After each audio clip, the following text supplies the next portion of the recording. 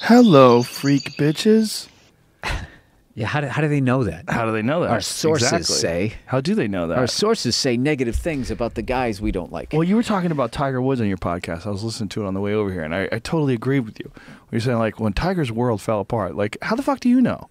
Like, did you talk to him? Like, you don't know him. Yeah. Like, you didn't have a conversation I'm sure with that him. was a brutal couple of years, Yeah. but it was 10 years ago. Yeah.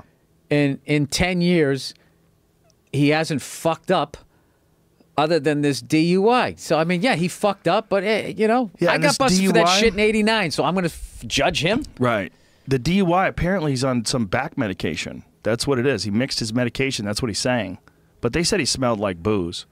But I don't know if that's true. Yeah, he should just take the hit. Just be like, you know, I fucked up. I was don't know hanging if with he the fellas and blah, blah, blah. I'm not condoning what the guy did, but I'm not going to sit there and judge the guy and be like, I was watching some guy and he was trying to say that, you know, he let us down. He sold himself as a family man. It's like, you built that whole fucking narrative. Yeah. You built that whole narrative. I just watched him play golf. All I ever want to do when I watch golf is watch those guys fucking crush it. Like, I love John Daly. And I love that he's like, fuck you, I like drinking. He just kept drinking. He's smoking cigarettes. Smoking cigarettes, big gut. And he would hit it a fucking mile, and I loved watching it. Well, Tiger always had a very bizarre style, apparently. I don't play golf, but apparently people that I've talked to that explained to me the way he would hit the ball, like it's not the way they teach you to do it, but he could do it so well that way. But he would put like ridiculous amounts of torque. Yes. And on his body. And they said from the beginning that his body was going to break down if he keeps doing that.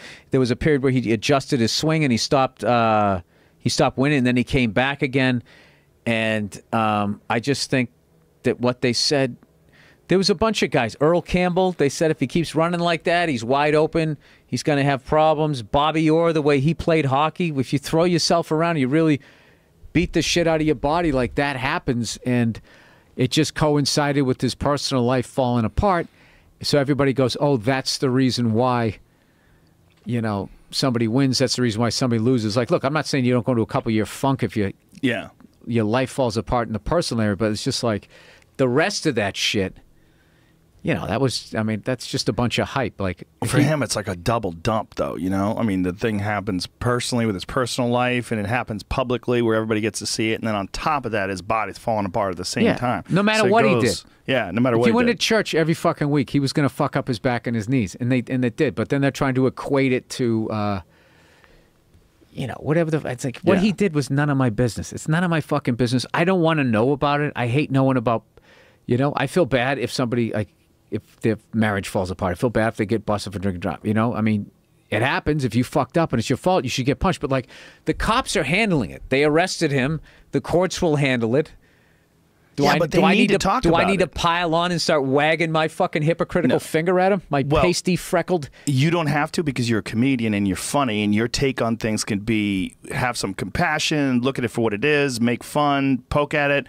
But when you're one of those fucking straight up sports commentator guys, you don't have a whole lot of wiggle room as far as what you could say and what you don't say, and you got to go right down the middle and attack like the principles. Yeah, go Disney. Yeah. I mean, what does this say about the fabric? What about his ethics of our community? You know, the morals of our country. This creates a culture. Look at this. Tiger Woods is lost in every literal and figurative way. By Ian O'Connor, ESPN Sports Right. Dude, no, that guy... the Tiger Woods you met in Jupiter, Florida. Police report is not the Tiger Woods presented to you by Tiger, his sponsors, and his reps. That Woods. Here's the thing. This is fucking ESPN. Those guys on TV, what they present is not who the fuck they are. Yeah. Look at this. I mean, it's so ridiculous. They're saying that Woods is a new and improved human being since his extramarital sex scandal from hell, a better father and friend with or without a golf in his life. How do you fucking know what happened? I actually have sympathy for the guy who wrote this.